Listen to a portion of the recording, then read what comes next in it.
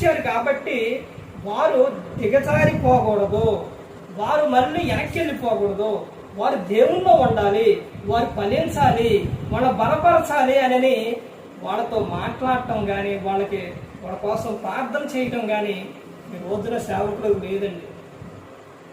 నాకెందుకు అని వదిలేసే సేవకులే ఉన్నారు ఎక్కువ. ఆదివారం వెళ్ళినవా, కూడికలు పెట్టినవా, వచ్చినయా, మా పని అయిపోయిందా, వెళ్ళిపోయినవా, ఇకంతే. అంతేగాని ఈ రోజున వారి కోసం ప్రార్థన చేసే వారిగా లేరు. ఇక్కడ యేసుక్రీస్తు ప్రభువారు చెప్తున్న విషయం చూడండి. ఆయన చెప్పారు, అదే విధంగా ఆయన చేశారు, అదే విధంగా ఆయన ఎలా అయితే ఆయన ఉన్నారో ఆ తర్వాత ఆయన అదే విధంగా హెచ్చింపబడ్డారు.